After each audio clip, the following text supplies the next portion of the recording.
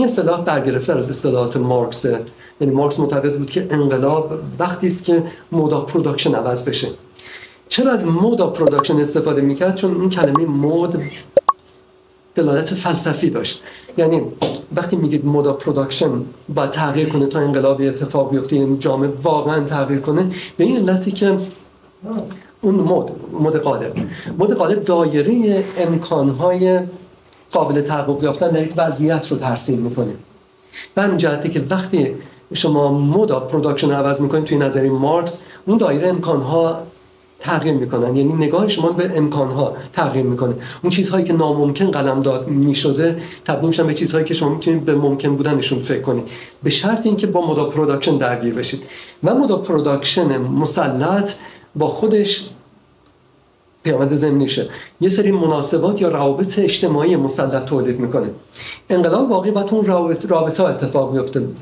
در قرن 19 مارکس میگفت که سرمایه فقط ثروت انباشت شده نیست، سرمایه یک جور ریلیشنه، یعنی ارتباط شما با خودتون، با جهان، با طبیعت، با دیگران، با جامعه، همه اینها در واقع بر اساس اون منطق مسلط تعریف میشه.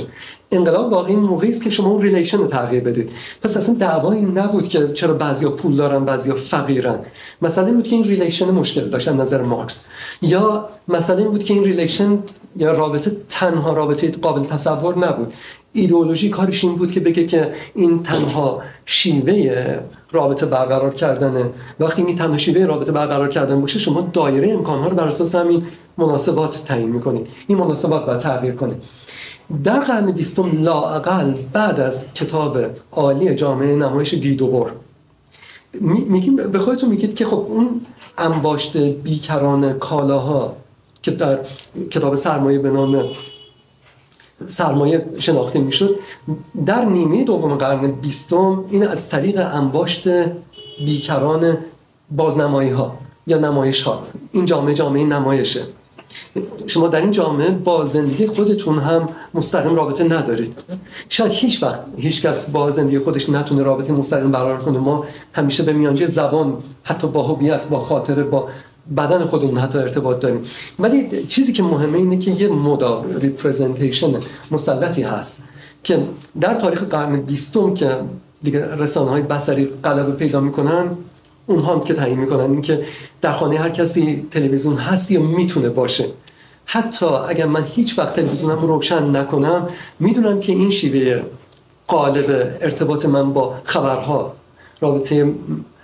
شیوه قالب رابطه من با اتفاقهایی که داره در زمانی که من دارم حرف میزنم یا فکر میکنم یا داوری میکنم، این شیوه مسلط رو تلویزیون داره تعیین میکنه.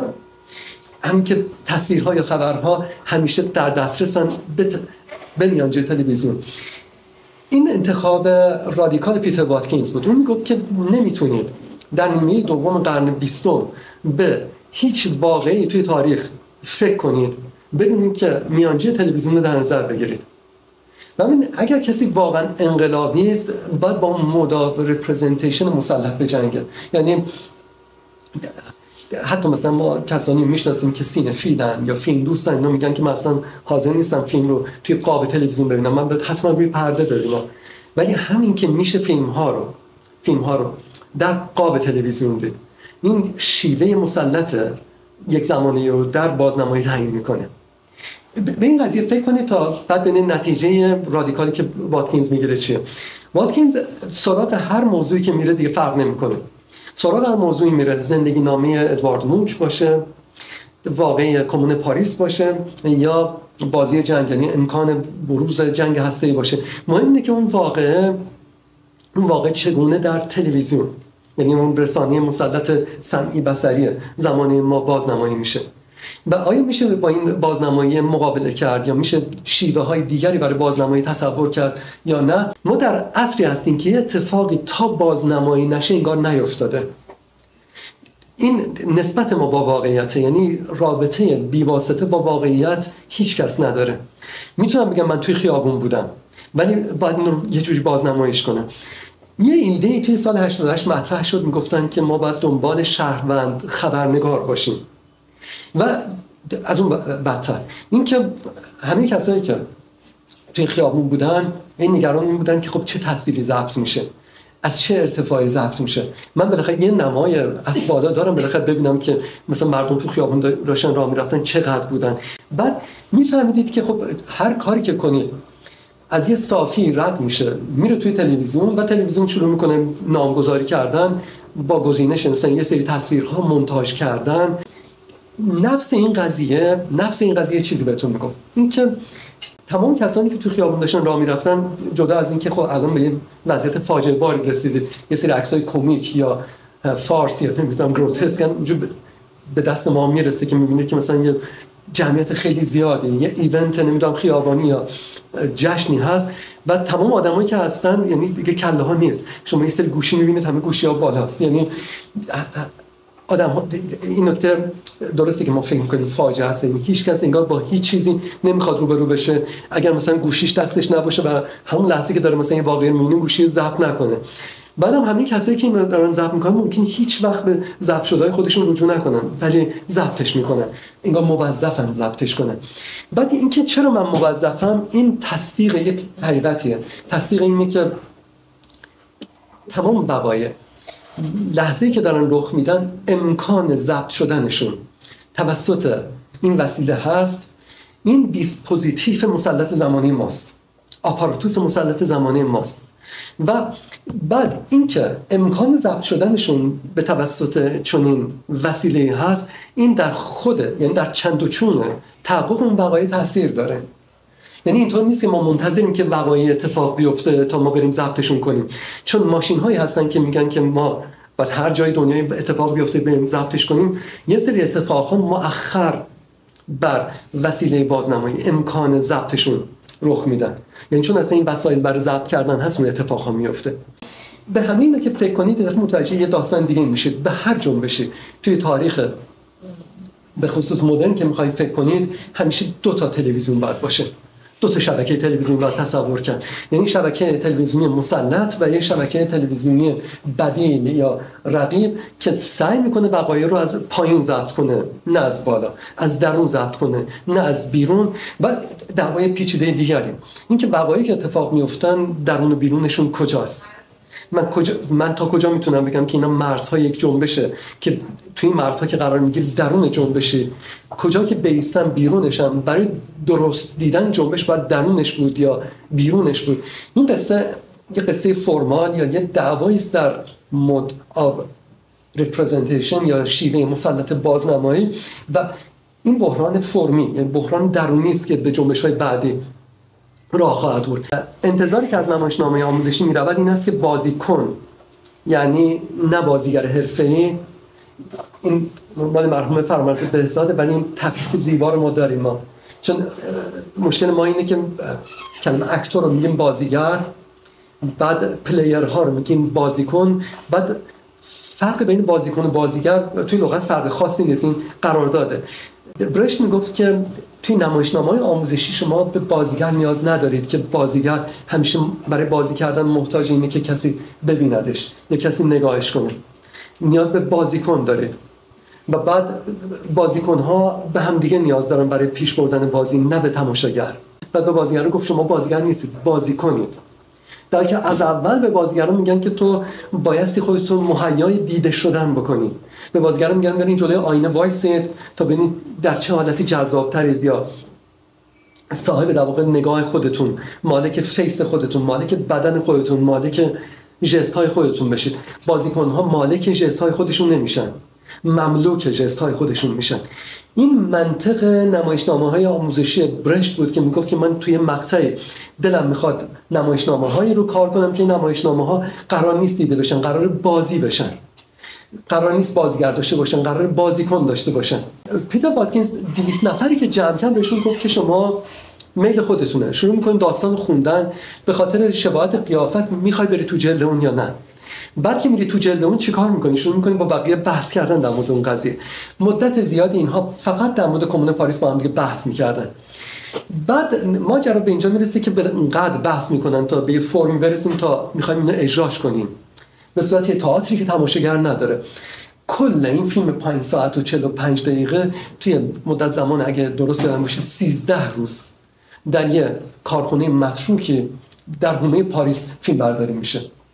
این تجربه غریبه، چون اونها کل کمون پاریس رو تو اون کارخونه، تو اون سوله از نو اجرا میکنن، ری اینکتمنت میکنن. تعبیر ریناکتمنت شاید توی تاریخ نقد سینمای مدرن از فیلم کلوزآپ شروع شده. فیلم کمون پیتر واتکینز در واقع اعلام وفاداری است به پروژه کلوزآپ. در پروژه کلوزآپ شما یه واقعی داره که این واقع خیلی مهمی حساب نمیشه، وقتی روش انگشت میذارید میشه مهمترین واقع. این اولین باری است که شما یه فیلمی دارید که تو این فیلم تمام آدم‌هایی که می‌بینید، منهای یک نفر البته، تمام آدم‌هایی که تو این فیلم می‌بینید اینها نقش خودشون رو بازی میکنن.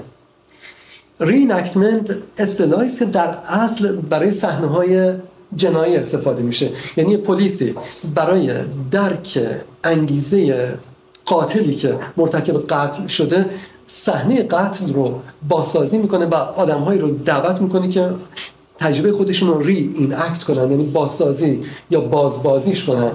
و بعد از این بازسازی شما نزدیک میشید به، یعنی حدس میزنید مثلا انگیزه کسی که مرتکب قتل شده تا بالاخره معمای قتل کشف بشه. بر اساس منطق ریناکتمنت فیلم کلوزآپ ساخته شده. به این فیلم از این منظر دقت کنید.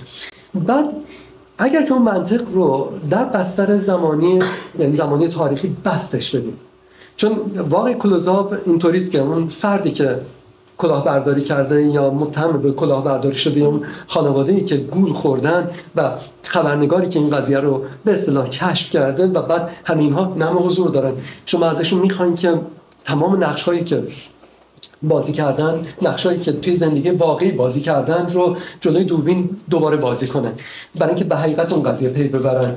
برای اینکه من موقعی متوجه حقیقت وجود خودم میشم یا حتی پی به هستی اصلی هویت خودم میبرم که نقش خودم بازی کنم. من اگر نقش خودم رو بازی کنم با خودم یه فاصله ایجاد میکنم که اون فاصله مطلوب برشت بود. یعنی زندگی تبدیل میشه به این نمایشنامه آموزشی. در زندگی آدم ها مشغول بازی کردن نقشن، درسته که برای دیده شدن هم هست ولی فرصت تمرین توش نیست. یعنی زندگی کلاً یه نمایشنامه آموزشی است. اگه این قضیه رو توی گستره زمانی بستش بده به جایی میکشه. این که هر کسی روی تصادف داره نقش یه آدم یه دیگه رو بازی میکنه به خاطر شباهت قیافش.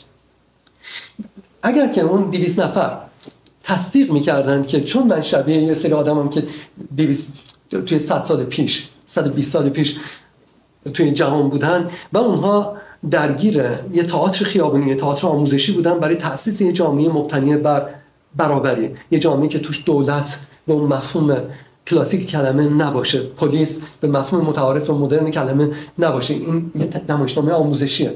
بعد میخوایم اینو ری‌اینکت کنیم چون قیافه‌مون شبیه اون است.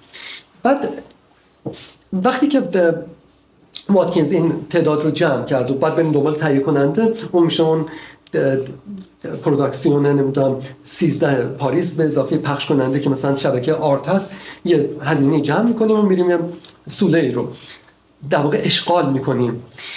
اشغال این سوله جز پروژه بوده، یعنی یه مکان مرده، یه فضای مرده.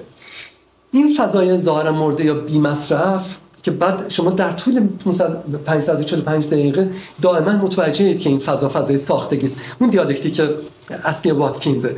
یعنی من یه فیلم علمی تخیلی دارم، وقایع کمون پاریس در 1870 رو اینگونه روایت میکنم که بعد از اینکه کارگرها داخل پاریس شورش میکنن یا پاریس دستشون میگیرن و مردم عادی و بعد مجموعه نیروهای رادیکال که توی پاریس حضور دارن کمون رو تأسیس میکنن، به منطقه‌های پاریس رو کمون میکنن و شورایی میکنن.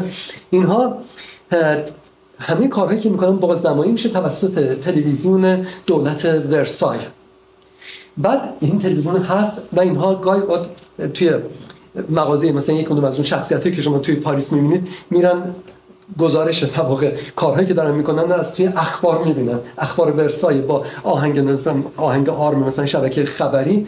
بعد میگن که خب روزنامه برای خودشون دارن ولی میگن که این کافی نیست، ما باید شبکه تلویزیونی برای خودمون بزنیم. داخل پاریس یه شبکه تلویزیونی تأسیس میشه که میشه تلویزیون کمون بعد برای تمام کسانی که توی خیابونن مدام دارن ضبط میشن توسط دوربین تلویزیون انقلابی کمون که قرار مقابله کنه با دوربین ایدئولوژیکی دولت ورسای که حالا دولتی است که مثلا با پروست ساخته و بقیه داستان ها. ولی مسئله اینه که اصلا انقلاب رو در تلویزیون میشه دید یا نمیشه دید، میشه بازنمایی کرد یا نه. وقتی که میگه تمام وقایع تا بازنمایی نشن اصلا رخ ندادن، آیا انقلاب یا جنبش های مردمی اینها وقتی بازنمایی نمیشن میتونن بگن ما رخ دادیم یا نه، یا بایستی مود آف رپرزنتیشن دیگری براشون تخیل کرد؟ تا اینجای کار فیلم علمی تخیلیه. شما توی سال 1870 دید ولی تلویزیون هست، یه تلویزیون از پایین داره وقایع ضبط میکنه، یه تلویزیون رسمی است و جنگ روایت های بین دو تا تلویزیونه.